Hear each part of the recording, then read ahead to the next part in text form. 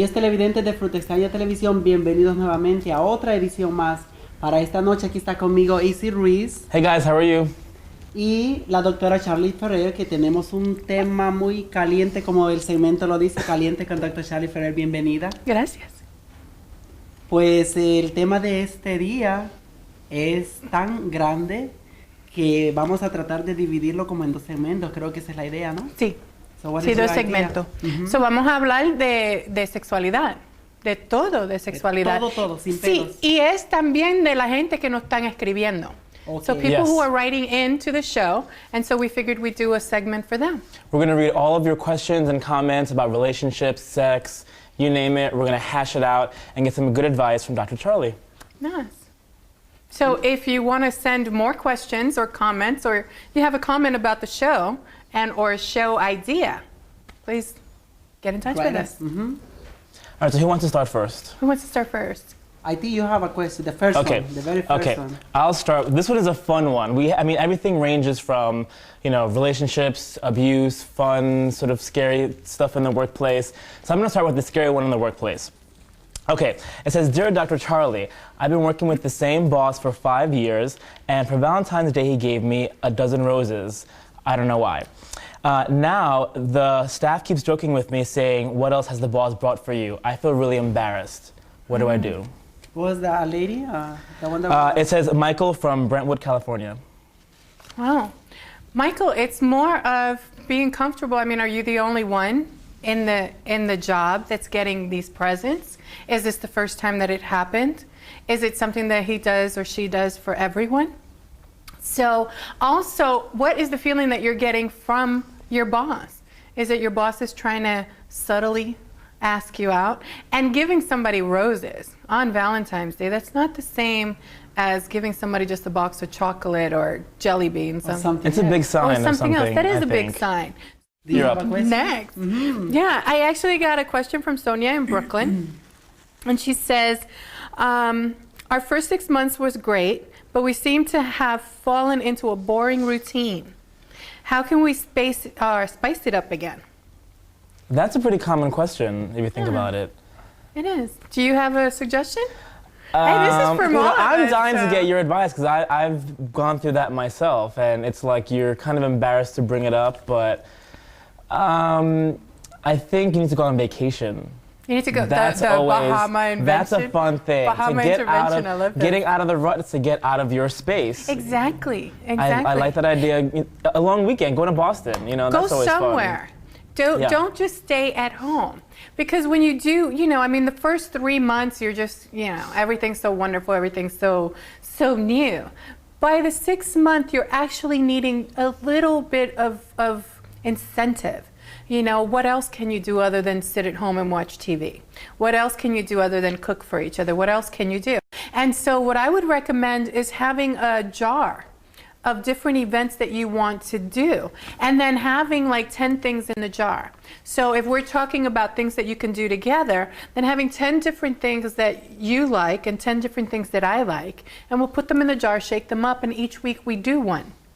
The same thing That's fun. about when you want to, because you can decide somebody wants to go parasailing. I may not go parasailing with you. I may not be the one that wants to jump, but I can watch you. Hold on, let me ask you that, because what if, the thing is, in a relationship that I want to be in, I want to share those activities.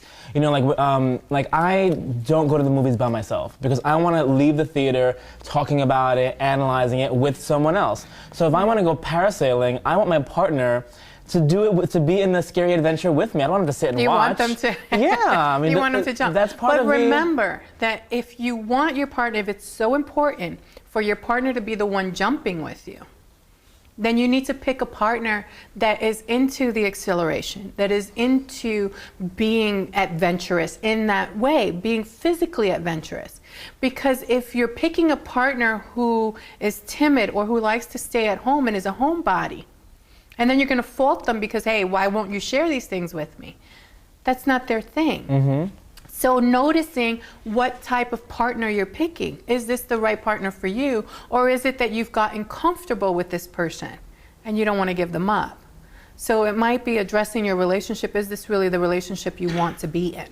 I mean, if you are that comfortable, would you say break up and find someone more appropriate, or would you say that's one thing that you're not going to get out of him, you'll get, or her, you'll get something else? I would say that if you really love this person, and this is the relationship that you want, and it's not just a comfort thing, then, you know, does parasailing really mean that much to you more than your partner? Right. But if it's not just the parasailing, it's the parasailing and it's the movies and it's, you know, and you don't have things that your partner wants to share with you, then is this the relationship for you?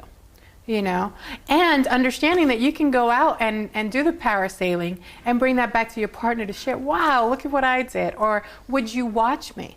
Because a lot of the times when we're in a relationship, we want somebody to witness our life. Mm-hmm. You know, that's really what your partner is. Your partner is a witness in your life and saying, wow, look at the things that you did. Can I that's so sweet the way you put it that way. Yeah, and so being able to share. And if it's so important for you to have them share it with you, then you need to pick the right partner for you. Mm-hmm, mm-hmm. The other piece too is if you're doing something sexual, because you know we always go back to the sexual piece. If the adventure is gone for this individual, you know it's a boring routine. So doing the jar again and putting 10 things that you want to try with your sexuality. You know, this week we're going to do mutual masturbation. Next week we're going to do, you know, sensual massage. The week after that we're going to do kissing. So you put different things in your jar. Each one of you put 10 different things. And do a little kinky stuff in there and have some variety and some role play. Shake up that jar really, really well. Right. And then pick something. And each week you do that one thing. And you would say put something very soft and simple as kissing to the, you know, don't put all the extreme stuff. So every day you're like, you're afraid to open the jar. And I would say that you should talk them over with your partner before putting them in the jar. And that's a piece of communication because you don't want to turn around and put, you know, 10 things that you know your partner hates. Mm-hmm. And then you're going to sabotage it with your partner going, oh, well, we pick this one, you have to do it. No, it's picking something and letting your partner go, you know, so you have a little date and you go, hey, these are 10 things I'm going to throw in the jar, you know? And sometimes it might take a little bit of tweaking. Mm-hmm. You know, you might have to switch it a little. Oh, I don't mind going parasailing, but I need to jump with you instead of alone. Right. You know, or I don't mind going to the movies with you, but I don't do horror. And if you want horror, it's not going to be with me. You know, right. I'll go and watch a chick flick, or I'll go and watch, you know, action, or I'll go and watch comedy. Those things I can watch with you. So there's a little compromise. Yeah, but horror is great to go with a partner. You know, you get freaked out. You have your partner there to hold on to. That's the best part. If you need me to hold on to you, you don't need horror. That's great.